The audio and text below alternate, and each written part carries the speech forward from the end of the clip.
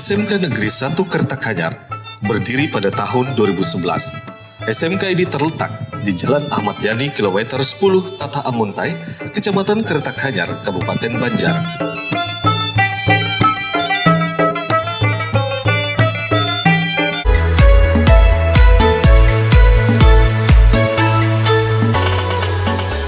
Saat ini, SMK Negeri 1 Kertakanyar memiliki 5 jurusan, di antaranya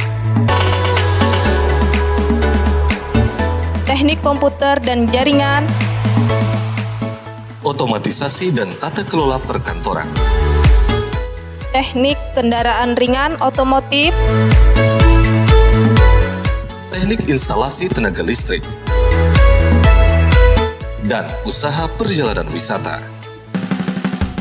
Assalamualaikum warahmatullahi wabarakatuh. Salam Bapak Guru Hebat. Di kesempatan hari ini izinkan saya nama Zainal Ilmi dari calon guru penggerak angkatan 11 dari SMK Negeri 1 Kertakanyar, Kabupaten Banjar, Provinsi Kalimantan Selatan. Pada kesempatan hari ini izinkan saya untuk menyampaikan diseminasi kegiatan guru penggerak dalam hal materi budaya positif dan disiplin positif. Bapak Ibu sekalian, seperti yang kita pahami bahwa lingkungan sekolah merupakan lingkungan yang paling ideal untuk bisa menerapkan budaya positif dan disiplin positif.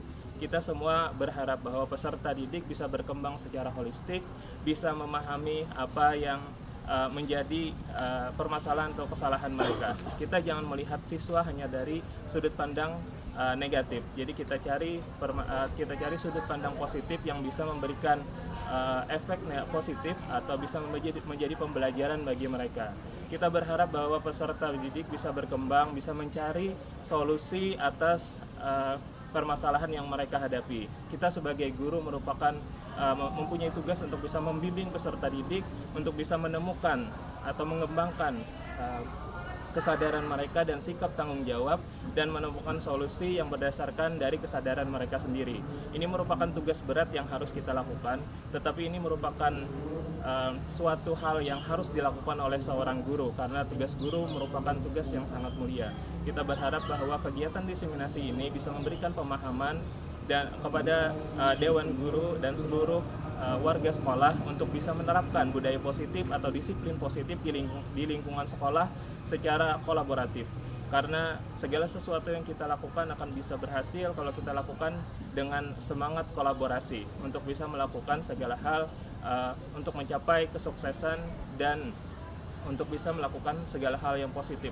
Seluruh guru harus berkolaborasi, bekerja sama untuk bisa menerapkan budaya positif dari lingkup yang paling kecil di kelas sampai di tingkat sekolah. Terima kasih, mungkin itu yang pembukaan yang dapat saya sampaikan. Terima kasih banyak atas perhatiannya. Wassalamualaikum warahmatullahi wabarakatuh.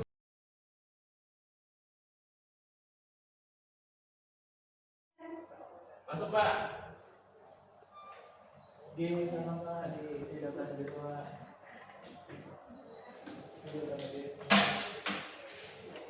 Selamat Pak.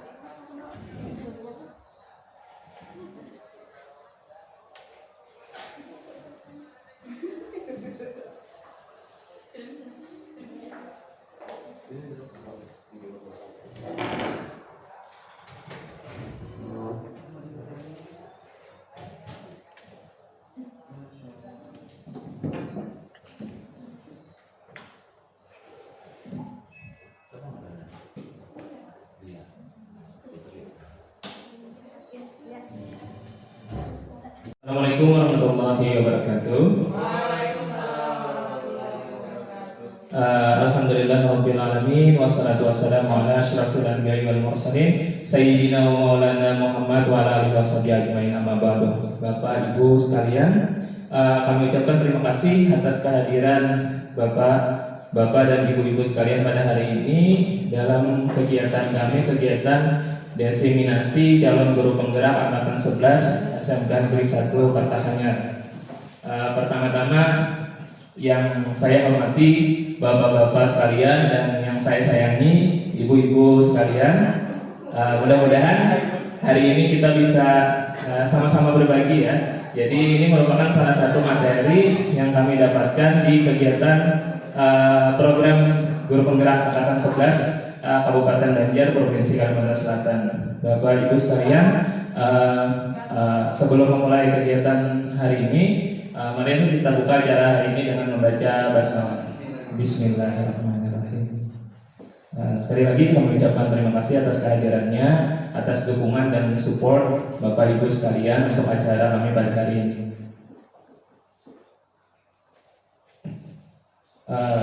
Bapak Ibu sekalian, jadi perkenalkan dulu, jadi kami tim dari calon guru penggerak SMK Negeri 1 Kartahanyar.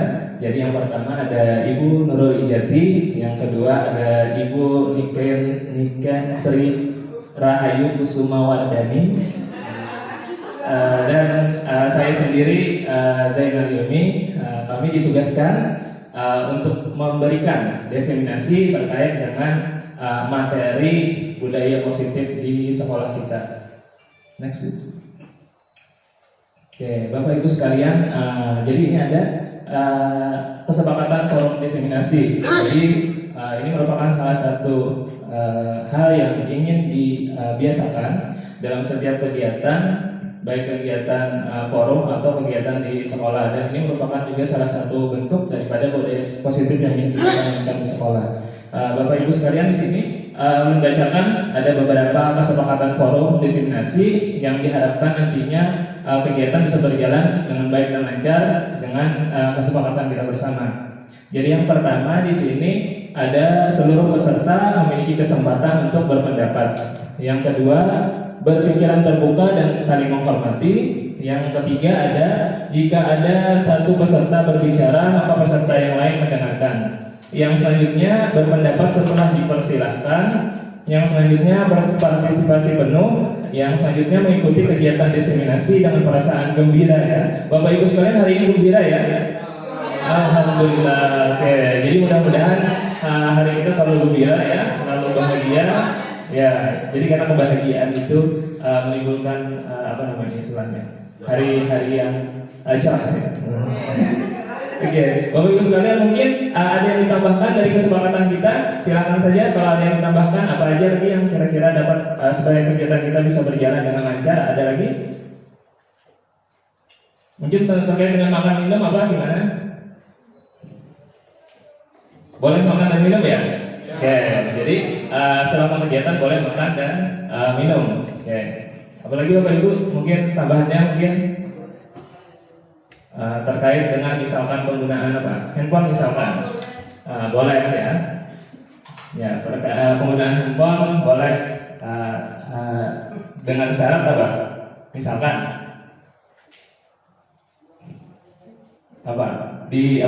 misalkan di silent, oke, boleh ya. Jadi penggunaan handphone di saat diskusi diperbolehkan selama dalam keadaan silent. Oke, Bapak Ibu sekalian, jadi ini merupakan bentuk kesepakatan yang bisa nanti kita terapkan di sekolah atau di kelas kita masing-masing. Nah, untuk materi ini nanti akan dijelaskan lebih lanjut oleh Ibu Niken ya. Oke, sudah Bu. Mungkin oke. Jadi Bapak Ibu sekalian, izinkan sekali lagi ulun memperkenalkan diri. Assalamualaikum warahmatullahi wabarakatuh. Nama ulun Zainal Ilmi, calon guru penggerak dari SMK Negeri 1 Kartahanyar. Next Bu. Bapak Ibu sekalian, sedikit kita merefleksi diri terkait dengan pembelajaran kita, kurikulum merdeka, dan merupakan salah satu bentuk filosofi dari Bapak pendidikan kita, yaitu Ki Hajar Dewantara. Jadi guru itu diibaratkan seperti seorang petani. Nah, Jadi di sini diibaratkan seorang petani tidak bisa mengubah padi menjadi jagung. Jika ia menanam padi, panennya pasti padi. Jadi dia tidak bisa mengubah kodrat tersebut. Apa yang bisa ia lakukan adalah menumbuhkan padi dengan memperbaiki tanahnya, memberinya pupuk, memelihara tanamannya, dan menghilangkan hamanya, sehingga padi bisa lebih cepat berkembang dan menghasilkan buah yang lebih bagus lagi. Begitu pula dengan pendidikan bagi anak-anak. Nah, seperti kata Ki Hajar Dewantara juga bahwa anak-anak kita itu diibaratkan seperti sehelai kertas. Nah, jadi seperti kertas putih yang sudah ditulis. Nah, akan tetapi tulisannya itu kurang. Jadi tugas kita sebagai seorang guru adalah menebalkan tulisan-tulisan yang kurang tadi. Jadi kita lihat nanti kira-kira sifat atau karakter mana yang kira-kira yang baik, itu yang kita tebalkan. Nah, sementara karakter atau sifat negatifnya kita biarkan. Jadi mudah-mudahan nantinya dengan bimbingan dari Dewan Guru, anak-anak kita sifat positifnya mendominasi sehingga menutupi sikap-sikap negatif mereka. Next. Oke, Bapak Ibu sekalian, jadi judul materi diseminasi kita hari ini adalah budaya positif ya. Oke, mungkin ada dari Bapak Ibu sekalian pernah mendengar tentang budaya positif? Pernah Pak ya? Ya, Bapak jadi sering dengar beliau. Jadi ada istilah budaya positif atau bisa juga dikenal dengan budaya positif bisa juga dikenal dengan disiplin Bapak Ibu sekalian. Nah, jadi di sini mungkin refleksi bagi diri ulun pribadi. Jadi di sini ada mungkin satu pertanyaan yang perlu ditanyakan kepada diri kita pribadi. Jadi apakah selama ini kita menjalankan disiplin atau hanya memberikan hukuman? Nah, jadi disiplin dan hukuman itu ternyata dua hal yang berbeda. Nah, nanti dijelaskan lebih lanjut tentang disiplin dan hukuman. Bagaimana penerapan disiplin yang sesungguhnya, yang seideal mungkin, atau bagaimana apakah kita sudah melakukan disiplin atau melakukan memberikan hukuman kepada peserta didik kita. Next. Nah, jadi Bapak Ibu sekalian di sini ada tambahannya sedikit. Jadi disiplin di sini ditambahkan dengan kata positif. Tadi budaya positif. Nah, budaya positif ini sama dengan disiplin positif. Nah, jadi dalam penerapan disiplin di sekolah khususnya itu sebaiknya kita tambahkan positifnya. Jadi jangan sampai disiplin itu menimbulkan efek negatif kepada peserta didik kita. Nah, jadi nanti di sini dalam materi budaya positif akan dijelaskan bagaimana cara-cara supaya disiplin bisa dijalankan dengan seideal mungkin, memberikan dampak yang positif kepada anak atau peserta didik kita. Jangan sampai nanti ada efek negatif baik terhadap kesehatan mental, psikis mereka atau jasmani mereka. Oke. Bapak Ibu sekalian, jadi materi yang akan kami sampaikan terbagi ke dalam 6 bagian. Yang pertama ada disiplin positif, yang selanjutnya ada motivasi perilaku manusia, yang dua ini akan saya sampaikan secara pribadi. Selanjutnya ada keyakinan sekolah atau kelas, yang selanjutnya ada kebutuhan dasar manusia. Nah, yang ini nanti akan disampaikan oleh Ibu Niken. Yang selanjutnya 5 dan 6 posisi kontrol yang dikenal dengan restitusi. Yang terakhir ada segitiga restitusi. Nah, mungkin ini kalau saya secara pribadi 5 dan 6 ini restitusinya adalah kata yang baru. Jadi setelah kami belajar baru kami sedikit paham. Nah, mudah-mudahan hari ini kita bisa sedikit berbagi tentang berbagai materi baru atau ilmu baru yang bisa kita terapkan bersama di sekolah. Nah, Bapak Ibu sekalian, di sini ada materi tentang disiplin positif. Jadi dikatakan bahwa disiplin positif merupakan suatu cara penerapan disiplin yang mengajarkan anak bertanggung jawab dan menumbuhkan kesadaran diri berdasarkan nilai-nilai kebajikan. Penerapan disiplin bisa dalam bentuk hukuman, konsekuensi, atau restitusi. Disiplin positif mengedepankan restitusi. Jadi seperti yang ulun sampaikan tadi bahwa disiplin itu banyak bentuknya. Salah satunya ada bentuk hukuman, ada bentuk konsekuensi, yang terakhir ada bentuk restitusi. Nah, jadi dalam ketiga hal ini, berdasarkan penelitian yang paling ideal dilakukan itu adalah bentuk restitusi. Jadi dikatakan bahwa restitusi ini dia mengembalikan anak ke kelompoknya. Jadi ketika anak melakukan kesalahan, jangan dibiarkan mereka down atau mereka terus merasa salah. Dan kadang-kadang ada juga anak itu setelah melakukan kesalahan diberi hukuman, jadi mereka merasa malu. Jadi di pandangan teman-teman mereka bahwa dia itu adalah orang yang salah. Nah, orang yang melakukan hal yang negatif, orang yang buruk. Nah, itulah tugas, dan di sini ada restitusi namanya. Jadi dikembalikan anak supaya dia menyadari kesalahannya tanpa dia merasa malu atau istilahnya mentalnya terganggu gara-gara diberikan hukuman atau konsekuensi yang berlebihan atau tidak logis. Nah, jadi berdasarkan tujuan pendidikan kita, jadi kita diminta berdasarkan aturannya, tujuan pendidikan adalah menciptakan anak-anak yang memiliki disiplin diri. Nah, jadi di sini Bapak Ibu sekalian yang digarisbawahi adalah disiplin diri. Nah, jadi disiplin diri ini adalah mereka bisa mendisiplinkan diri mereka sendiri melalui motivasi internal. Jadi motivasi itu sebenarnya bisa dari internal atau bisa dari eksternal. Nah, cuman berdasarkan yang kami pelajari, kalau motivasi internal itu dia bisa bertahan lebih lama. Jadi anak itu memang sadar melakukan hal itu dengan kesadaran mereka sendiri, motivasi mereka. Nah, beda dengan pemberian hukuman atau misalkan penghargaan. Hukuman dan penghargaan itu adalah bentuk motivasi eksternal. Nah, biasanya motivasi eksternal itu berbentuk jangka waktunya pendek dan biasanya efeknya kurang maksimal. Mungkin ada yang ditanyakan Bapak Ibu sekalian dulu sebelum kita teruskan.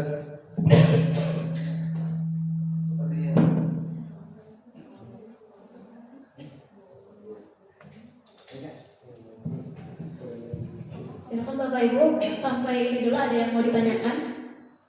Bawah yuk. Bawah yuk.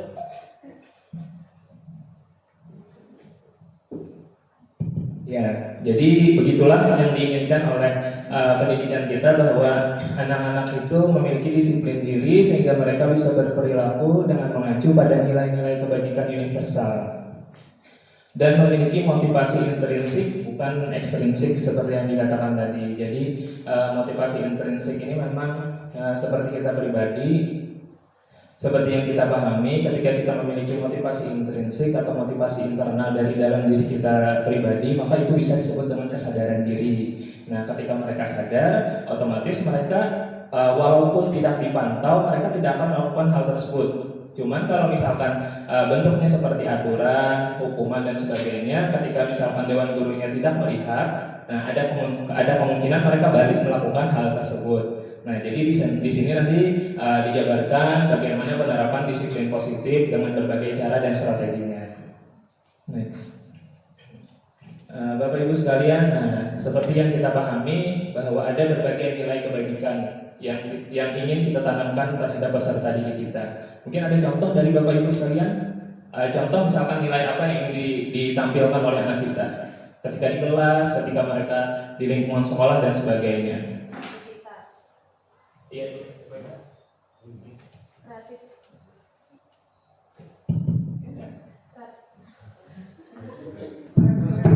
Kreativitas Pak, dan iya, juga untuk keaktifannya juga di kelas. Oh iya, siap. Jadi kreativitas dan keaktifan kata Ibu Eka tadi. Jadi itu salah satu nilai kebajikan atau nilai positif yang bisa kita tanamkan terhadap peserta didik kita. Mungkin ada lagi yang lain? Misalkan ingin apa peserta didik kita? Nah, cukup mungkin ya. Jadi Bapak Ibu sekalian, mungkin dari sini berdasarkan kurikulum Merdeka. Jadi kurikulum Merdeka ada yang namanya P5 ya. Nah, ya. Jadi ya P5. Jadi ada, kalau misalkan berdasarkan P5 ada 6 karakter profil pelajar Pancasila yang mendasari nilai-nilai kebajikan yang ingin ditanamkan di sekolah. Jadi yang pertama itu adalah beriman dan bertakwa kepada Tuhan Yang Maha Esa. Selanjutnya ada berakhlak mulia, mandiri, berkebinekaan global, bergotong royong, kreatif, bernalar kritis. Nah, jadi mungkin untuk beriman dan bertakwa kepada Tuhan Yang Maha Esa ini memang dalam segala kegiatan, baik dalam seperti Pancasila, yang pertama adalah ketuhanan. Jadi ini merupakan nilai dasar yang harus dimiliki oleh setiap orang. Nah, kalau di sekolah kita harus menanamkan ini terhadap peserta didik kita. Jadi mereka harus mempunyai acuan yang pertama berdasarkan ketuhanan. Jadi dengan adanya pemahaman mereka tentang ketuhanan, beriman dan bertakwa, maka mereka akan mempunyai pedoman hidup yang nantinya akan bisa membawa mereka menjalani kehidupan dengan dengan panduan yang telah diajarkan oleh agama. Nah, diharapkan setelah itu mereka bisa menumbuhkan akhlak mulia. Nah, jadi ini yang tujuan utama daripada beriman dan bertakwa kepada Tuhan Yang Maha Esa. Yang kedua ada sifat mandiri. Seperti yang kita pahami Bapak Ibu sekalian, jadi anak-anak ini mungkin di sekolah dia mendapatkan pembelajaran dari kita, cuman tidak selamanya mereka belajar di sekolah. Jadi perlu mereka menumbuhkan kemandirian. Jadi bagaimana nanti mereka setelah keluar dari sekolah, mereka mampu untuk yang pertama belajar secara mandiri, belajar secara otodidak, melihat di sekitar mereka, menganalisa di sekitar mereka. Ini merupakan salah satu nilai yang wajib dikembangkan terhadap peserta didik kita agar mereka mempunyai kemampuan nantinya untuk bermasyarakat. Selanjutnya ada berkebinekaan global. Nah, seperti yang kita pahami, kebinekaan ini merupakan hal yang sangat penting ya. Mungkin Ibu Ika bisa Bu menjelaskan sedikit berkebinekaan.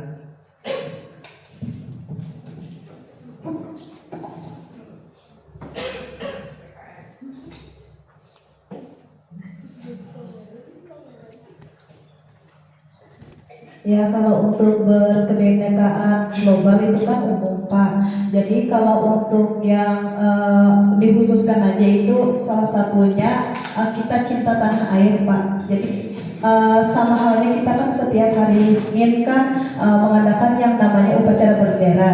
Nah di situ kan ada yang namanya menyanyikan lagu Indonesia Raya dan juga kan pengibar bendera. Itu salah satu dasar kita untuk berkebinekaan Pak, itu secara khususnya saja. Ya, Mas. Ya, terima kasih Bu Ika, luar biasa ya.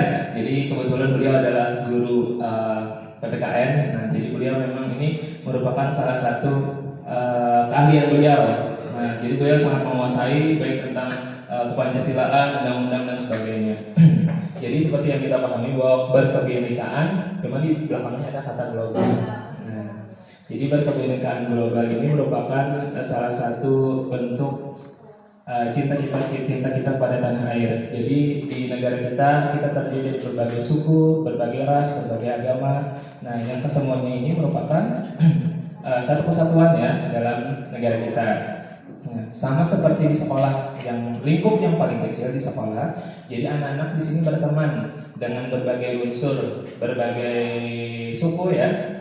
Ada berbagai suku, berbagai ras, berbagai agama. Nah, ini perlu ditanamkan kepada mereka agar nantinya ketika setelah lulus dari sekolah, mereka bisa menjadi anak-anak yang mempunyai pemikiran yang terbuka. Jadi tidak berpikiran sempit, hanya menganggap anggota atau kelompok mereka yang paling baik. Jadi karena kita di negara kesatuan, sama halnya di sekolah kita harus mengembangkan sikap berkebinekaan global karena kita merupakan satu kesatuan walaupun berbeda-beda.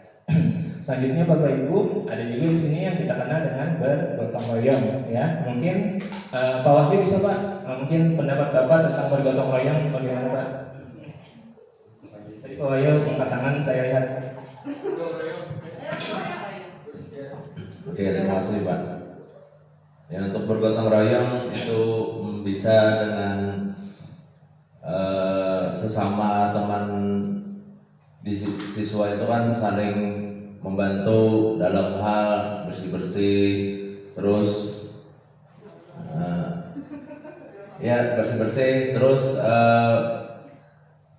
kalau ada teman misalnya yang kesusahan misalnya kan saling membantu. Nah, jadi kan ya kerja kelompok di dalam pembelajaran. Nah, itu termasuk mendidik untuk bergotong royong. Itu luar biasa Pak Wahyu, terima kasih atas pendapatnya. Beri plus mungkin untuk Pak Wahyu. Terima kasih Pak Wahyu. Jadi beliau sering saya lihat mendampingi siswa beliau secara aktif untuk melakukan kegiatan-kegiatan bergotong royong, baik di kelas maupun di luar kelas. Jadi untuk bergotong royong ini luar biasa Bapak Ibu sekalian ya. Ini merupakan salah satu nilai yang ingin kita tanamkan di dalam diri peserta didik kita. Jadi ketika seperti yang kita pahami ya, baik di sekolah atau di luar sekolah, atau misalkan di lingkungan sekitar masyarakat ya, kita sering melakukan gotong royong. Baik itu misalkan membersihkan lingkungan sekitar, misalkan ada lagi kegiatan-kegiatan keagamaan ya mungkin ya. Jadi perlu juga kita bergotong royong, atau misalkan juga ada kegiatan peringatan hari besar, kadang-kadang 17 Agustus. Nah, di situ perlu ditanamkan kepada anak-anak jangan sampai mereka punya pemahaman bahwa mereka bisa hidup sendiri tanpa orang lain. Jadi memang kita hidup secara berdampingan dan saling support, saling kolaboratif, saling menutupi kelemahan dan kekurangan masing-masing. Jadi karena itu seperti di sekolah mungkin juga anak-anak perlu ditanamkan, khususnya tadi seperti dikatakan Pak Wahyu, ada kegiatan-kegiatan misalkan membersihkan kelas, membersihkan lingkungan sekolah. Nah, itu merupakan salah satu cara mungkin bagi kita untuk bisa menanamkan rasa untuk bisa bergotong royong, dan diharapkan nantinya mereka bisa bergotong royong, bisa membantu orang lain setelah lulus dari sekolah ini, dan tidak perlu disuruh seperti di sekolah ya. Mungkin kita membiasakan mereka yang pertama dengan jadwal kegiatan dulu, disuruh mereka untuk melakukan berbagai hal. Nah, cuman diharapkan nantinya mereka mempunyai kesadaran diri menolong orang lain, bergotong royong berdasarkan inisiatif mereka. Nah, selanjutnya ada yang disebut dengan kreatif. Nah, nilai kreatif yang ingin ditanamkan. Jadi kreatif ini, kreatif mungkin ada yang ingin menambahkan dulu kreatif? Ya, tadi Ibu Eka sudah tadi menyampaikan Ibu ya, kreatif. Jadi kreativitas. Nah, jadi seperti kita pahami Bapak Ibu sekalian ya, sekarang teknologi memang berjalan sangat pesat. Nah, bahkan dalam hitungan menit sudah ada perubahan. Berbeda dengan ketika zaman kita atau zaman saya ya, zaman generasi 90-an ya, generasi X Pak ya, Bapak jadi generasi ya, ketika dulu memang teknologi itu berjalannya cukup lambat. Jadi perkembangan komputer, internet dan sebagainya masih banyak hambatan. Cuman sekarang karena internet sudah menjadi bahan makanan sehari-hari bagi kita semuanya, jadi sudah mulai tumbuh istilahnya teknologi itu berkembang, bukan lagi dalam bentuk bulan dan minggu, tapi menit, jam itu sudah ada perkembangan. Nah, apalagi sekarang ada teknologi yang kita kenal dengan AI. Jadi banyak juga lapangan pekerjaan yang sudah diambil alih oleh AI. Nah, seperti yang saya pahami mungkin ada, saya punya teman yang cerita sedikit. Jadi teman saya ini dia merupakan desain grafis. Jadi dia kerjanya freelance di rumah. Dia nggak punya pekerjaan. Dia kerjanya cuma freelance, cuma pendapatannya itu antara 3 sampai 5 juta per bulan. Nah, dia mendesain katanya berbagai desain logo baik dari perusahaan dalam atau luar negeri. Nah, sementara dalam waktu beberapa dari awal tahun tadi dia nggak ada pekerjaan sama sekali katanya. Jadi pendapatannya itu turun drastis. Jadi pendapatannya cuma paling 1 atau 2 juta. Karena perusahaan-perusahaan yang membutuhkan desain atau ingin membuat desain, mereka lebih menggunakan aplikasi pembuatan desain atau logo. Nah, jadi ini penting bagi anak-anak kita untuk bisa membedakan kita atau anak-anak kita dengan teknologi, karena teknologi kemungkinan kekurangannya ada di kreativitas. Nah, jadi inisiatif itu kemungkinan lebih menonjol di manusia. Jadi penting untuk ditimbulkan terhadap anak-anak kita untuk bisa menanamkan sikap kreatif. Nah, jadi kreatif inilah nantinya yang akan jadi bekal mereka untuk bisa mengarungi kehidupan mungkin. Selanjutnya Bapak Ibu, yang terakhir ada bernalar kritis. Nah, mungkin ada dari Bapak Ibu sekalian yang ingin menyampaikan pendapatnya tentang bernalar kritis. Ya, siap. Izin menjawab apa bernalar kritis itu yang mungkin kita sebagai guru bukan hanya memberikan teori atau cuma pada teori aja, dan kita juga yang menjawab, kita juga melemparkan pertanyaan tersebut kepada siswa, agar siswa itu berpikir kritis. Oh, siap. Terima kasih atas pendapatnya, luar biasa ya. Memang seperti itu seharusnya yang kita yang sampai hanya memberikan pembelajaran tanpa ada melibatkan siswa atau melibatkan teman dalam berpikir. Jadi kita berpikir secara bersama-sama. Nah, seperti yang kita pahami mungkin Bapak Ibu sekalian ya, sekarang banyak di media sosial itu beredar berbagai kabar ya. Ada yang kemungkinan fakta, kemungkinan ada hoax juga. Nah, jadi mungkin penting bagi anak-anak untuk bisa menyaring informasi. Jadi mungkin salah satu caranya dengan cara membandingkan informasi dengan sumber yang lainnya. Jadi ketika anak-anak mempunyai keterampilan untuk bisa bernalar kritis, maka mereka akan mempunyai kemampuan untuk bisa mencari kebenaran. Jadi jangan sampai anak-anak itu nanti mendapatkan informasi yang misalnya share-sharean lewat WA misalkan, langsung mereka tanggapi. Padahal itu belum tentu adalah fakta yang sebenarnya. Jadi anak-anak ini penting untuk bisa menyaring informasi dengan berbagai kemampuan yang mereka miliki. Salah satunya dalam pembelajaran di dalam kelas, mungkin kita aktifkan kemampuan mereka untuk bernalar kritis dengan memberikan pertanyaan-pertanyaan yang bisa mengembangkan kemampuan mereka, bukan hanya dalam tahapan dasar yang dalam artian pengetahuan, juga dapat mengembangkannya ke tahap selanjutnya. Next. Oke, nah ini Bapak Ibu sekalian, jadi sudah masuk ke hukuman dan konsekuensi. Jadi di sini ada dua perbandingan Bapak Ibu sekalian, hukuman dan konsekuensi. Mungkin ada Bapak Ibu yang kira-kira mempunyai gambaran kira-kira apa perbedaan hukuman dan konsekuensi. Nah, sedikit ya menambahkan di sini. Jadi di sini ada ciri-cirinya. Yang pertama ada tindakan terhadap pelanggaran pada umumnya berbentuk hukuman atau konsekuensi. Jadi ada dua. Dia bisa bentuk hukuman, bisa bentuk konsekuensi. Nanti dijelaskan apa perbedaannya. Nah, lalu yang selanjutnya adalah hukuman bersifat tidak terencana Bapak Ibu atau tiba-tiba. Nah, contohnya misalkan anak datang terlambat, habis itu kata gurunya, sekarang kamu keliling lapangan 7 kali. Nah, itu adalah inisiatif yang keluar tiba-tiba. Nah, jadi itu disebut dengan hukuman karena dia tidak terencana. Nah, semestinya kalau misalkan kita punya aturan, itu ditulis dulu dalam aturan, misalnya terlambat apa hukumannya semestinya. Nah, jadi di sini hukuman bersifat tidak terencana atau tiba-tiba. Nah, takutnya nanti ketika kita melakukan hal tersebut, anak-anak berpikir korelasi dengan saya terlambat dengan lari keliling lapangan apa? Nah, itu. Jadi mereka berpikir kira-kira kalau kita secara pribadi berpikir ini logis nggak, misalkan ada unsur yang bisa mendidik mereka nggak, misalkan ketika kita memberikan hukuman seperti itu. Selanjutnya, anak tidak tahu apa yang terjadi dan tidak dilibatkan dalam penyelesaian masalah. Nah, kemungkinan ini nanti dijelaskan oleh Bu Niken, ini masuk nanti dalam kesepakatan. Jadi sekarang ada yang menganggap bahwa di sekolah itu sebaiknya diterapkan keyakinan sekolah. Nah, jadi keyakinan sekolah ini dia berbeda dengan aturan sekolah. Keyakinan sekolah ini dia disusun bukan oleh satu pihak, jadi disusun oleh berbagai pihak. Nah, jadi keyakinan sekolah ini disusun, misalkan di sekolah, misalkan kan di sini ada unsur guru, habis itu ada unsur murid juga ya, ada unsur orang tua. Nah, kalau bisa katanya idealnya ketiga unsur ini dilibatkan dalam perumusan keyakinan sekolah, supaya mereka memahami kira-kira kenapa sampai ada hukuman seperti atau konsekuensi seperti ini ketika mereka melakukan kesalahan seperti ini. Jadi mereka paham dari awal runtun nih, dari dasarnya misalkan ketika anak-anak melakukan hal ini kira-kira apa yang konsekuensinya akan mereka dapatkan. Mereka paham. Jadi jangan sampai ketika memberi hukuman kita tiba-tiba tanpa ada konsekuensi, seharusnya konsekuensi bentuknya.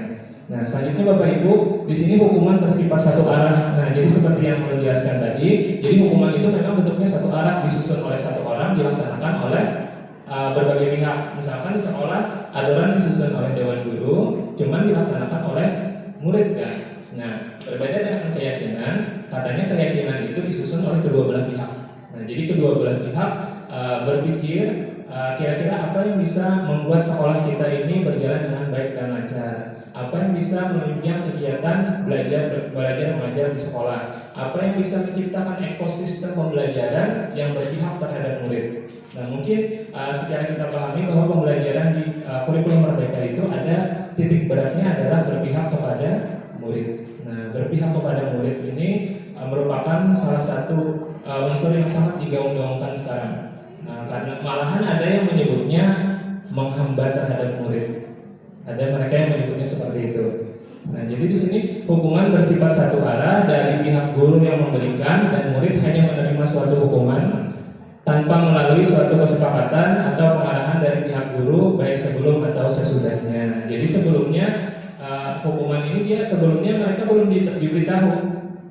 Ketika mereka melakukan ini, hukumannya ini mereka tidak diberitahu. Ketika mereka melakukan kesalahan, baru mereka langsung divonis untuk melakukan untuk misalkan diberikan punishment misalkan. Nah, itu bentuknya hukuman. Yang terakhir ada disiplin dalam bentuk konsekuensi, sudah terencana atau disepakati, sudah dibahas dan disetujui murid dan guru. Nah, ini perbedaan disiplin tadi. Disiplin yang berbentuknya konsekuensi. Jadi konsekuensi itu kan dia paham ketika mereka melakukan hal ini, mereka akan mendapatkan ini misalkan. Ketika mereka melakukan kesalahan ini, maka mereka harus menebusnya dengan hal ini. Nah, ini namanya konsekuensi, jadi sudah terencana dan terarah. Beda dengan hukuman yang sifatnya tiba-tiba atau tidak terencana. Oke. Next. Nah, Bapak Ibu, di sini ada juga yang ulun baru tahu, ternyata ada istilah dihukum dengan penghargaan. Jadi bentuk penghargaan itu ternyata tidak selalu menimbulkan efek positif kepada kita. Jadi kadang-kadang penghargaan bisa menimbulkan efek negatif terhadap murid kita. Nah, jadi di sini ada beberapa contoh ketika penghargaan diberikan. Karena penghargaan ini kalau kita lihat dia adalah faktor eksternal ya. Jadi ketika diberikan penghargaan ini merupakan dia nggak sadar dari diri dia sendiri. Dari penghargaan ini diberikan untuk bisa memberikan perubahan terhadap mereka. Cuman ini adalah motivasi eksternal. Nah, karena motivasi eksternal, jadi ada beberapa kekurangan daripada pemberian penghargaan yang berlebihan. Nah, jadi yang pertama ada pengaruhnya jangka pendek. Jadi biasanya anak-anak ini ketika mendapatkan penghargaan mereka termotivasi. Nah, cuman setelah itu down lagi misalkan. Jadi karena mereka tidak memiliki kesadaran diri. Nah, habis itu yang kedua ada penghargaan tidak efektif katanya. Yang selanjutnya ada penghargaan merusak hubungan. Nah, penghargaan merusak hubungan ini setelah saya baca bentuknya seperti apa, ternyata seperti ini Bapak Ibu. Jadi misalkan ada satu orang guru yang sering memberikan hadiah kepada satu orang anak. Nah, jadi anak ini ternyata sangat patuh terhadap guru tersebut. Cuman dia nggak patuh sama guru yang lain. Nah, jadi sebenarnya penghargaan itu bagus. Dikatakan bahwa lebih tepatnya itu kita melakukan apresiasi. Jadi kalau penghargaan itu kita biasanya anak diberitahu kalau kamu melakukan ini nanti ibu kasih ini misalkan. Kalau kamu misalkan juara kelas nanti diberikan misalkan hadiah, misalkan kita makan ke Pizza Hut misalkan kayak gitu sama berdua misalkan kayak gitu. Nah, cuman katanya yang lebih baiknya itu yang diberikan itu adalah apresiasi, karena apresiasi itu di akhir.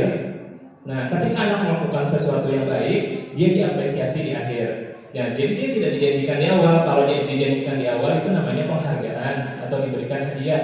Nah, kalau di akhir bentuknya apresiasi. Jadi anak-anak jadi dia tidak punya pemikiran misalkan di awal tuh, aku dapat hadiah juga, berarti kalau misalkan aku hendak ini, aku harus melakukan ini jadinya misalkan. Nah, contohnya ada juga Bapak Ibu sekalian, misalkan di lingkungan kerja kita. Misalkan di lingkungan kerja kita tuh ketika misalkan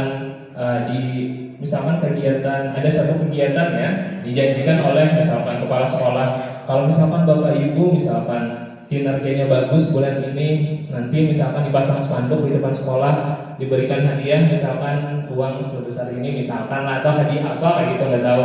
Nah, itu bentuknya hadiah lalu termotivasi. Nah, cuman itu faktor eksternal. Ada juga misalkan contohnya Bapak Ibu kalau tidak melaksanakan ini nanti akan misalkan dihukum, misalkan tidak ditandatangani misalkan kenaikan pangkatnya. Nah, itu bentuknya hukuman atau paksaan. Nah, jadi kita melakukan sesuatu dengan paksaan, ancaman dan paksaan. Nah, ini juga merupakan faktor eksternal. Nah, karena faktor eksternal, ya, karena faktor eksternal, jadi dia kesadaran dia itu bukan kesadaran diri. Dia terpaksa melakukan itu karena dia ingin mencapai sesuatu. Cuman setelah itu tidak terjadi lagi atau misalkan kepala sekolah tidak melihat, dia kembali lagi ke pengaturan awal seperti itu. Selanjutnya penghargaan mengurangi ketepatan. Nah, selanjutnya ada penghargaan menurunkan kualitas katanya. Jadi dia standarnya cuma itu, kata ibunya kalau kamu sampai ini bisa mengerjakan ini dengan nilai segini, misalkan kamu dapat hadiah. Nah, kalau misalkan dia punya kesadaran pribadi, sebenarnya dia bisa lebih tinggi daripada itu nilainya, atau hasil kerjanya bisa lebih baik. Nah, itu perbedaannya. Selanjutnya penghargaan mematikan kreativitas. Jadi dia tidak berpikiran secara bebas. Jadi dia berpikiran karena ada keinginan atau penghargaan tadi. Nah, yang selanjutnya ada penghargaan menghukum katanya. Menghukum itu karena dia mirip dengan hukuman. Nah, dia menyebabkan ada efek negatif yang ditimbulkan karena dia faktor eksternal. Yang terakhir ada penghargaan merupakan motivasi eksternal yang saya sebutkan sebelumnya. Nah, Bapak Ibu selanjutnya di sini ada yang tadi dijelaskan bahwa ada 3 bentuk disiplin. Yang pertama ada hukuman, ada konsekuensi, habis itu ada restitusi. Habis itu selanjutnya Bapak Ibu sekalian, jadi restitusi ini adalah proses kolaboratif yang mengajarkan murid untuk mencari solusi untuk masalah dan membantu murid berpikir tentang orang seperti apa yang mereka inginkan dan bagaimana mereka harus memperlakukan orang lain. Mungkin dari Bapak Ibu sekalian ada yang ingin menyampaikan tentang restitusi? Bapak Ibu mungkin Pak, silakan Pak. Mungkin bisa dibacakan aja Pak.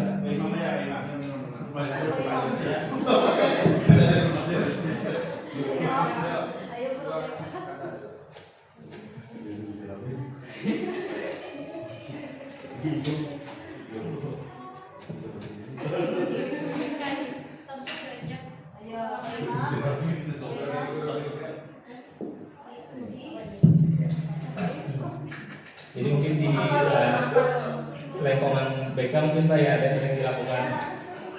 Jadi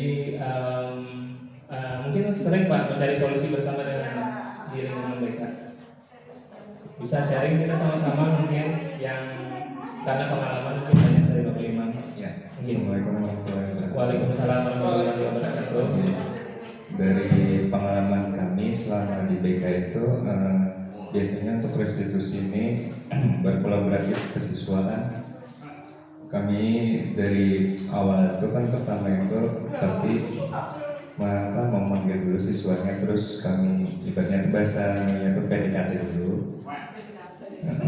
PDKT dulu sehingga nanti kan siswa ini terbuka tentang masalah yang dialami ataupun mengorek permasalahan yang di lain. Itu aja Bang biasanya yang kami lakukan untuk melakukan restitusi ini. Mungkin ada dari Wulan mungkin bertanya apa ini. Boleh kan bertanya? Atau enggak boleh? Oh ya terakhir ya. Sesi tanya jawab. Oh ya, ya udah. Nanti aja ya. Ya. Assalamualaikum warahmatullahi wabarakatuh. Waalaikumsalam warahmatullahi wabarakatuh.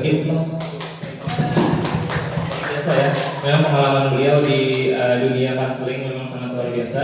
Jadi kita lihat beliau sering melakukan bimbingan penyelesaian masalah secara kekeluargaan ya, secara langsung dan jarang menimbulkan permasalahan yang berlanjut.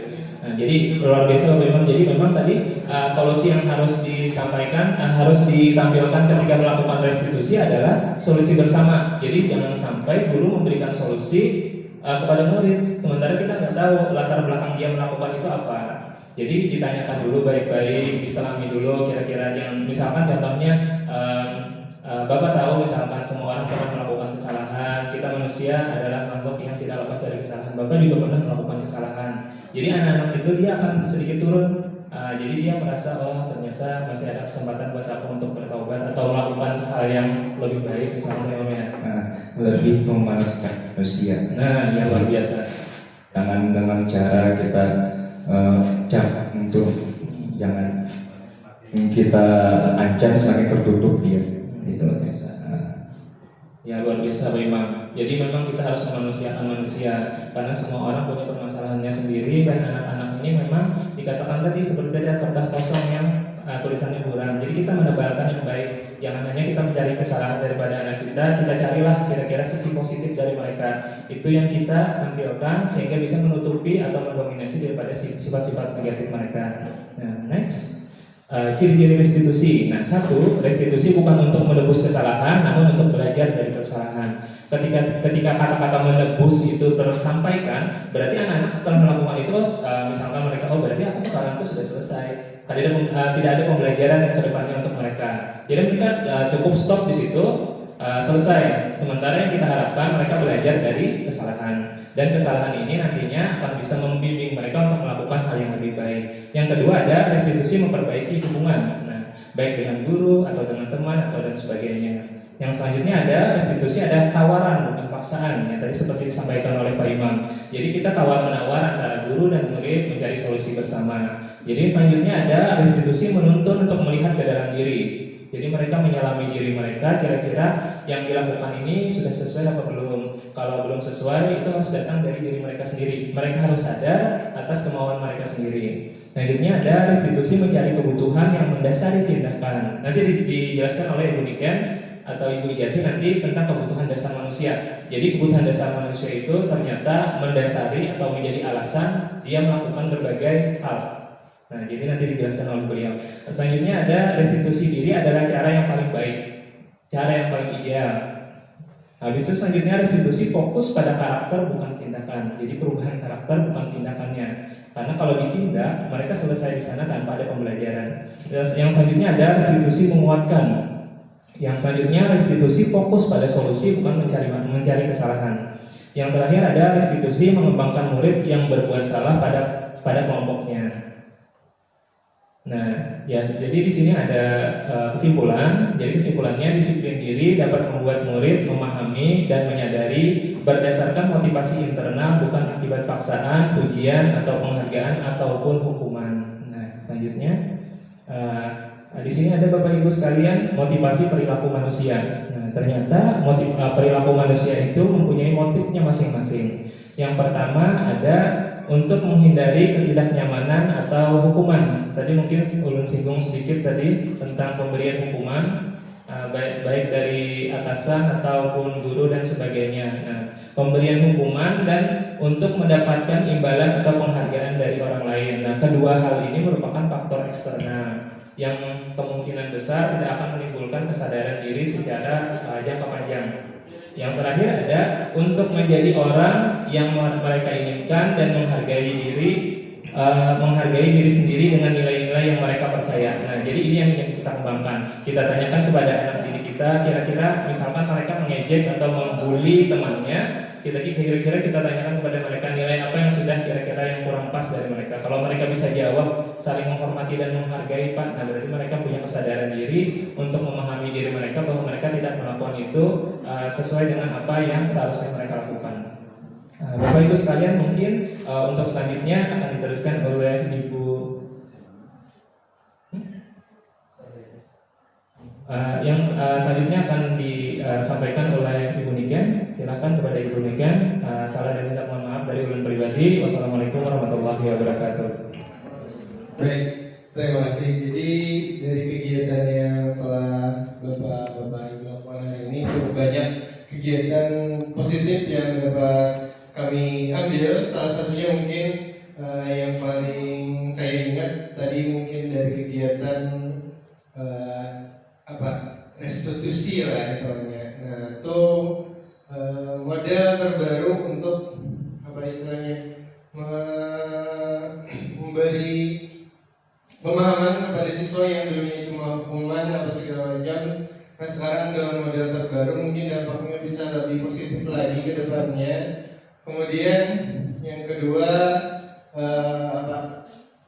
dapat berbagai macam pemahaman mengenai variasi dalam melakukan tindakan ataupun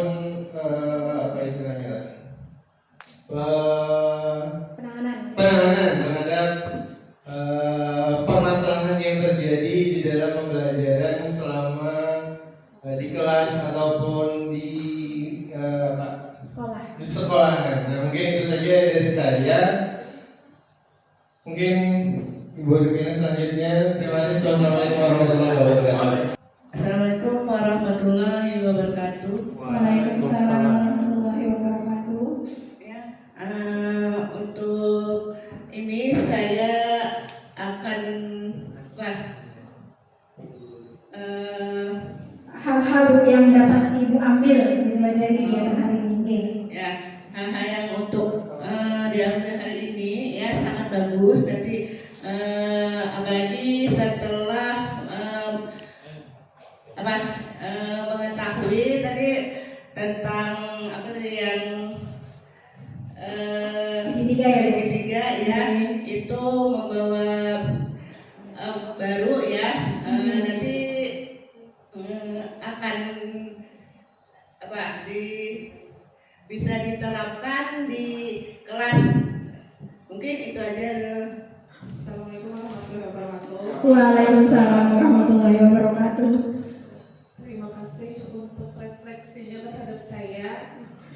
Perasaan saya setelah mengikuti pemaparan dan kegiatan hari ini, saya merasa sangat senang, sangat gembira, sangat excited, sangat awesome pokoknya. Karena saya mendapatkan banyak ilmu baru, ilmu yang sangat bermanfaat tentang khususnya tentang budaya positif, terus ada restitusi, segitiga restitusi, dan macam-macam lah hal-hal baru yang telah saya pelajari hari ini. Terima kasih.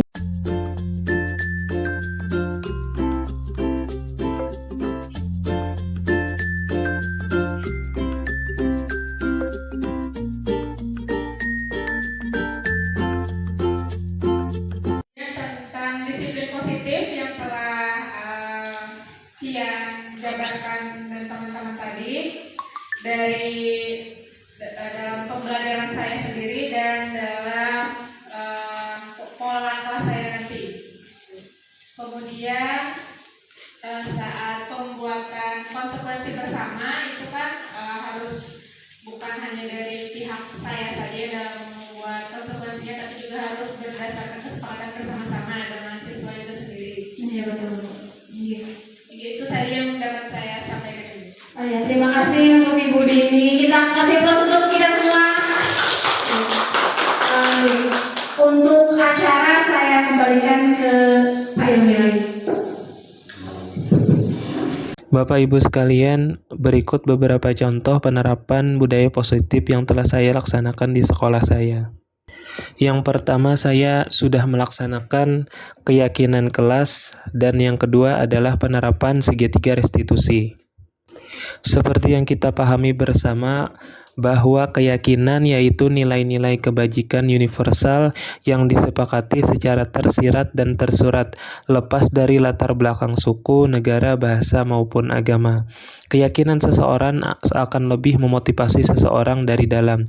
Seseorang akan lebih tergerak dan bersemangat untuk menjalankan keyakinannya daripada hanya sekedar mengikuti serangkaian peraturan. Dalam pembentukan keyakinan kelas, saya menerapkan beberapa poin penting. Yang pertama, keyakinan kelas berupa pernyataan-pernyataan universal.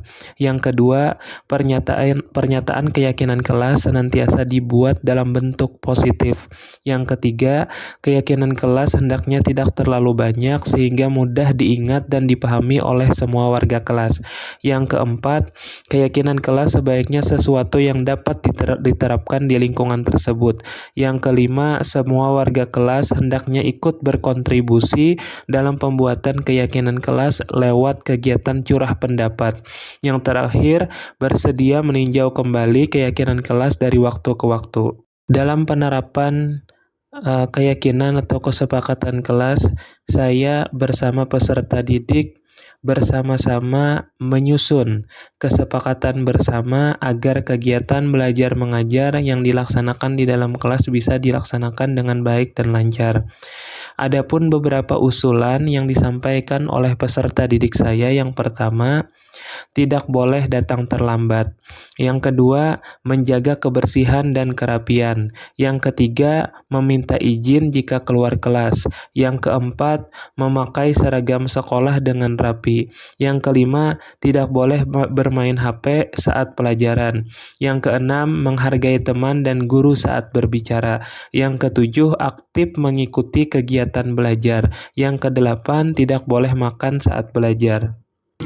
Dalam penyusunan kesepakatan kelas bersama peserta didik, ada beberapa poin yang kami evaluasi secara bersama untuk bisa membentuk kesepakatan kelas dengan bahasa yang lebih positif. Contohnya, seperti usulan peserta didik yang pertama, tidak boleh datang terlambat. Akhirnya kami tuliskan dalam bentuk kalimat atau afirmasi positif, yakni datang ke kelas tepat waktu. Yang kedua, menjaga kebersihan dan kerapian.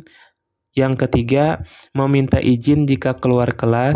Yang keempat, memakai seragam sekolah dengan rapi. Yang kelima, tidak boleh bermain HP saat pelajaran.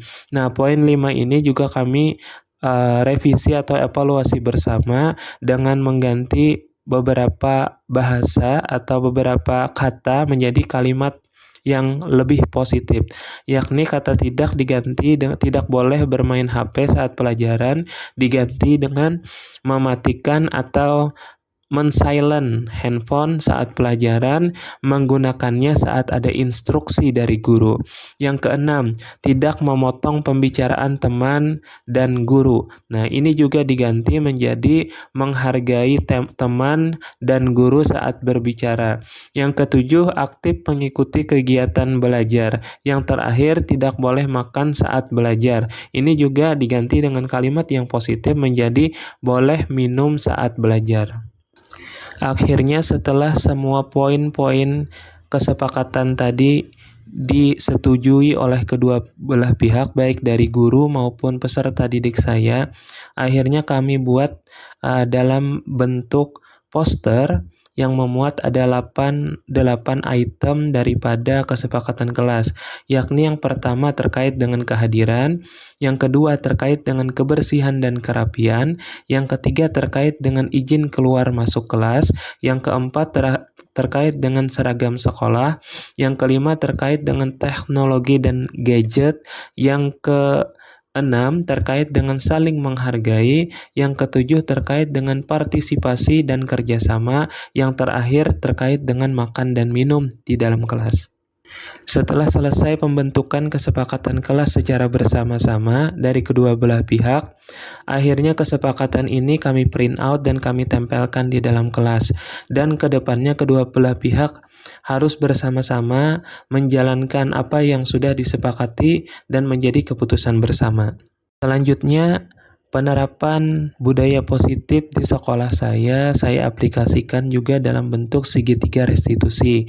Seperti yang kita pahami bersama bahwa segitiga restitusi terdiri dari yang pertama menstabilkan identitas, yang kedua validasi tindakan yang salah, dan yang ketiga menanyakan keyakinan. Adapun penerapan segitiga restitusi ini saya terapkan dalam 2 kasus yang terjadi di sekolah saya. Yang pertama, kasus peserta didik yang sering izin pulang cepat di tempat magang dan mendapatkan teguran dari pembimbing di tempat magangnya. Saya bertindak sebagai pembimbing dari sekolah yang membimbing peserta didik ini sampai dia selesai magang. Oleh sebab itu, saya melaksanakan atau menggunakan segitiga restitusi untuk bisa menyelesaikan permasalahan ini. Dalam penyelesaian permasalahan ini, saya memanggil siswi yang bersangkutan untuk bisa datang ke sekolah untuk bisa mengkonfirmasi tentang kejadian yang terjadi di tempat magang. Saya juga menanyakan kepada dia apakah dia tahu maksud saya memanggil dia ke sekolah, dan dia menjawab bahwa dia mengetahui, sepertinya ini terkait dengan permasalahan magang. Saya juga memberikan apresiasi kepada siswi tersebut karena dia bisa magang di salah satu dealer yang mempunyai nama baik dan salah satu dealer yang besar di Kota Banjarmasin. Hal ini saya yakini sangat penting untuk bisa memberikan rasa nyaman terhadap siswa tersebut agar dia mau mengungkapkan tentang permasalahan yang terjadi di tempat magang. Lalu setelah itu saya menanyakan tentang apakah ada permasalahan yang sedang dia hadapi di tempat magang, dan saya tidak langsung menjudge siswa ini bahwa dia telah melakukan hal yang salah, tetapi saya berusaha untuk bisa menanyakan terhadap dia, dan saya berharap dia bersedia untuk jujur menceritakan apa yang terjadi di tempat magang. Saya juga berusaha untuk mengatakan Bapak tidak menyalahkan Lisa, semua orang pernah berbuat salah. Bapak juga pernah, Bapak memanggil Lisa hari ini untuk mencari solusi dari permasalahan ini. Kamu pasti punya alasan kenapa sering izin pulang cepat. Nah, di sini saya berusaha untuk bisa menerapkan segitiga restitusi yang pertama, yakni menstabilkan identitas. Akhirnya siswa tersebut mau dengan jujur menceritakan tentang permasalahan yang sedang dia hadapi, bahwa dia mempunyai kegiatan di luar yang harinya bersamaan dengan hari kerja dia di tempat magang. Nah, akhirnya saya menanyakan kepada dia, apakah kira-kira ketika dia pulang cepat, apakah bisa merugikan atau merugikan perusahaan atau bagaimana. Ternyata dia memahami hal tersebut. Dia memahami bahwa ketika dia pulang cepat, otomatis bengkel akan kekurangan orang dan kemungkinan operasional perusahaan juga akan terganggu. Nah, dari sini dia mulai mau bercerita dan mulai memahami bahwa apa yang dia lakukan adalah hal yang kurang tepat. Setelah itu barulah saya menanyakan tentang keyakinan yang kami bersama percayai terkait dengan budaya kerja yang telah diajarkan di sekolah dan kami telah terapkan di sekolah. Dan dia pun memahami bahwa keyakinan yang sudah dia langgar itu adalah tentang tanggung jawab dan kedisiplinan. Setelah itu saya menanyakan kepada dia bagaimana cara agar dia bisa memperbaiki permasalahan ini, dan ternyata dia memahami bahwa dia seharusnya lebih mementingkan kegiatan magang dibanding dengan kegiatan luar atau kegiatan ekstrakurikuler, karena kegiatan magang adalah kegiatan yang merupakan prioritas dan dia harus melakukan pilihan, yakni memilih kegiatan magang terlebih dahulu dan kegiatan ekskul dilaksanakan mungkin di akhir atau di akhir pekan. Dan dia berjanji akan memprioritaskan tugas dan tanggung jawab serta lebih meningkatkan disiplin di tempat magangnya. Terakhir, saya mengapresiasi dia karena berhasil menyadari apa kesalahannya dan juga bersedia untuk mencari solusi atas permasalahan yang dia hadapi. Dan segitiga restitusi ini juga saya terapkan dalam kasus kedua yang saya temui di sekolah, yakni ada seorang siswi kelas 11 ULW bertengkar dengan teman sekelompoknya karena tidak mengerjakan tugas kelompok dan hanya menumpang nama. Teman-temannya merasa bahwa dia hanya mau enaknya saja, tidak mengerjakan tugas bersama, tapi mau namanya ditulis di lembar tugas kelompok. Akhirnya dia marah terhadap teman kelompoknya dan membanting buku ke lantai. Akhirnya saya yang ada di kelas langsung menenangkan suasana, dan setelah jam pelajaran selesai, saya memanggil siswi tersebut ke kantor. Hal pertama yang saya lakukan adalah berterima kasih karena dia sudah mau datang untuk memenuhi panggilan saya. Dan yang kedua, saya menanyakan kepada dia terkait dengan apakah dia mengetahui alasan saya memanggil dia ke kantor. Dan secara sadar dia pun mengatakan bahwa kemungkinan ini terkait dengan kejadian yang tadinya dia lakukan di dalam kelas. Dan saya mengatakan kepada dia untuk bisa menstabilkan identitas dia bahwa semua orang pernah melakukan kesalahan. Bapak pun bisa melakukan kesalahan. Bapak ingin mencari solusi atas hal ini. Dan selanjutnya saya melakukan tahapan kedua, yakni validasi tindakan yang salah. Saya menanyakan kepada dia apa alasan dia melakukan hal tersebut, karena saya memahami bahwa setiap perilaku daripada peserta didik atau anak-anak itu mempunyai alasan di balik kejadian yang kita lihat.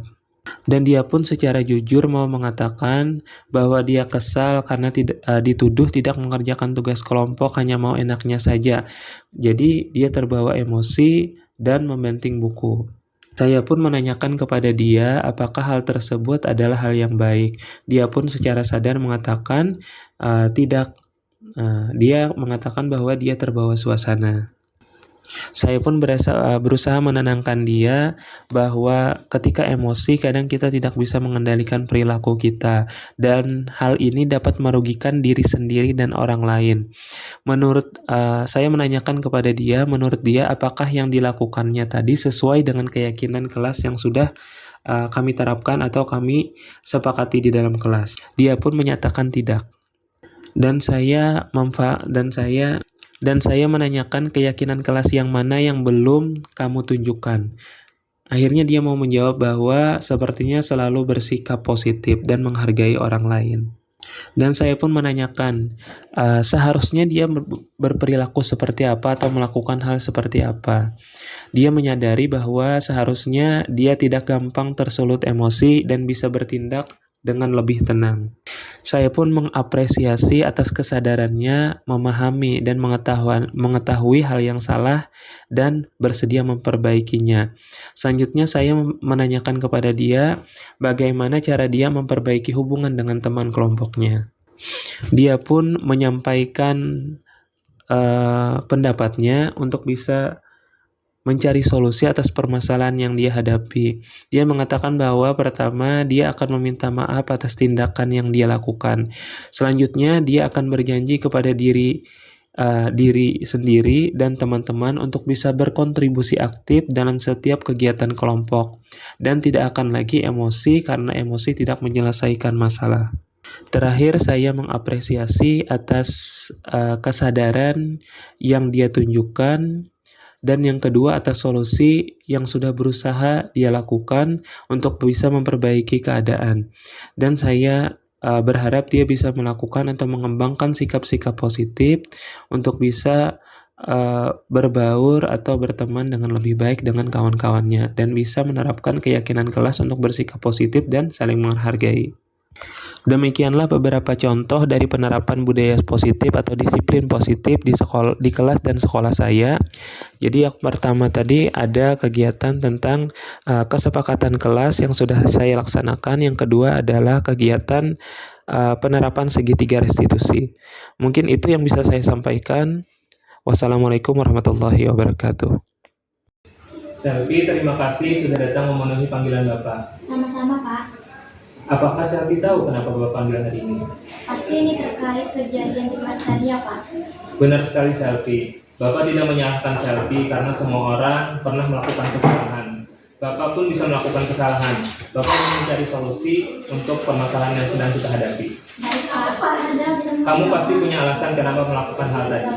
Saya kesal, Pak, karena dulu tidak mengerjakan tugas kelompok dan hanya mau enaknya saja. Karena terbawa emosi, jadi saya ganti saja buku yang ada di kecil.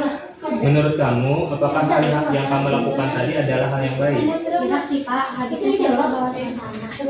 Bapak paham, ketika emosi kadang kita tidak bisa mengendalikan perilaku kita, dan hal ini dapat merugikan diri sendiri dan orang lain. Menurut Selvi, apakah yang dilakukan Selvi tadi sesuai dengan keyakinan kelas kita? Tidak, Pak. Keyakinan kelas yang mana yang belum kamu tunjukkan? Sepertinya selalu bersikap positif, Pak. Benar sekali, Selvi. Seharusnya bagaimana Selvi bersikap? Seharusnya saya tidak gampang tersulut emosi dan bisa bertindak dengan lebih tenang, Pak. Benar sekali, Selvi. Luar biasa, Selvi sudah paham. Selanjutnya, bagaimana cara Selvi memperbaiki hubungan dengan teman kelompok? Pertama, saya akan meminta maaf atas tindakan saya. Selanjutnya, saya akan berjanji kepada diri saya dan teman-teman untuk bisa berkontribusi aktif dalam setiap kegiatan kelompok dan tidak akan lagi emosian, Pak, karena emosi tidak menyelesaikan masalah. Bapak sangat mengapresiasi kesadaran dan solusi yang Selvi sampaikan. Mudah-mudahan Selvi bisa terus mengembangkan sikap positif. Terima kasih sudah hadir di sini. Silahkan Selvi kembali ke kelasnya. Terima kasih, Pak. Saya akan langsung meminta maaf kepada teman-teman dan tidak mengulangi kejadian seperti tadi lagi. Izin pamit, Pak.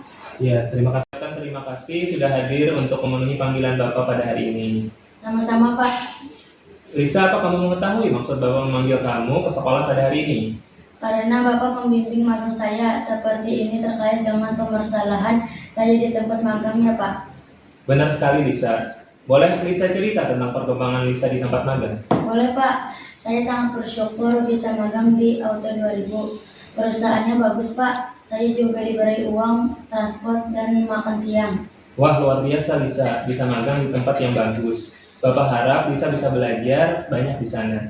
Apakah ada permasalahan yang sedang Lisa hadapi di tempat magang? Bagaimana ya, Pak? Jadi begini, Pak. 2 hari yang lalu saya dipanggil pembimbing Pak Bagio teknisi di senior di sana. Beliau pembimbing saya. Beliau menanyakan kenapa saya sering izin pulang cepat. Sebenarnya dalam seminggu saya cuma izin 2 kali, Pak. Bapak tidak menyalahkan Lisa. Semua orang pernah berbuat salah. Bapak juga pernah. Bapak memanggil Lisa hari ini untuk mencari solusi atas permasalahan ini. Kamu pasti punya alasan kenapa sering izin pulang cepat. Terima kasih, Bapak. Jadi begini, Pak. Sebenarnya saya ikut latihan karate setiap hari Selasa dan Jumat. Wah, luar biasa. Bapak sangat menghargai karena kamu mengikuti kegiatan yang sangat positif dan Bapak tidak melarang kamu ikut kegiatan karate. Menurut Lisa, kenapa sampai Pak Bagio menegur Lisa? Apakah ada hal yang bisa merugikan beliau atau perusahaan? Iya, Pak. Ketika saya pulang cepat, di bagian bengkel jadi kekurangan orang untuk membantu operasional di sana. Dan kemungkinan Pak Bagio juga ditegur oleh atasan beliau karena anak pembimbingnya tidak ada di tempat. Menurut Lisa, apa keyakinan yang kita percaya terkait budaya kerja? Keyakinan tentang tanggung jawab dan disiplin, Pak, yakni datang dan pulang tepat waktu dan menyelesaikan pekerjaan yang diberikan. Luar biasa Lisa, masih ingat tentang budaya kerja yang kita sepakati bersama. Menurut Lisa, bagaimana cara Lisa memperbaiki permasalahan ini? Selama magang, saya tidak akan mengikuti kegiatan karate selama hari kerja. Saya akan mengikuti kegiatan ini hanya di akhir pekan, Pak, dan akan lebih memprioritaskan tugas dan tanggung jawab saya, serta lebih mengingatkan disiplin saya di tempat magang. Bapak sangat bangga karena Lisa bisa mencari solusi dan bersedia memperbaiki permasalahan ini. Bapak berharap Lisa bisa belajar dan menerapkan budaya kerja, supaya nantinya siap terjun langsung ke dunia kerja setelah lulus dari SMK. Terima kasih Lisa sudah datang hari ini. Silahkan kembali ke tempat magang dan melanjutkan aktivitas.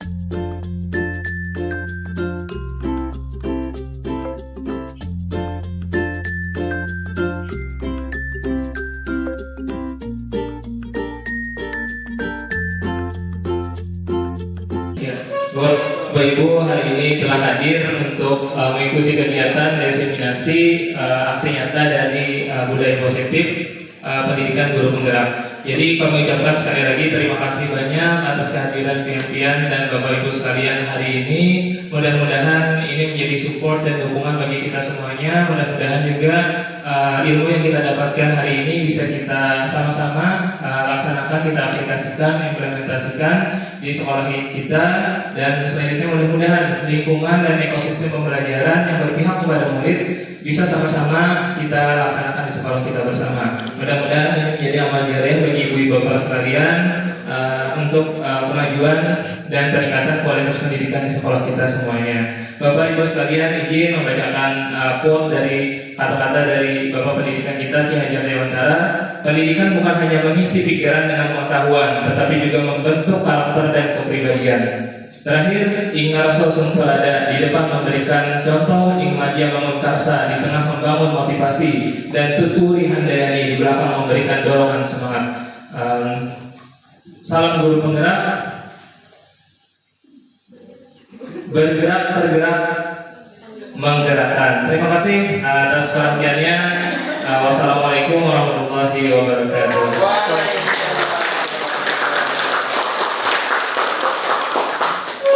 Habis ini kita tolong foto bersama.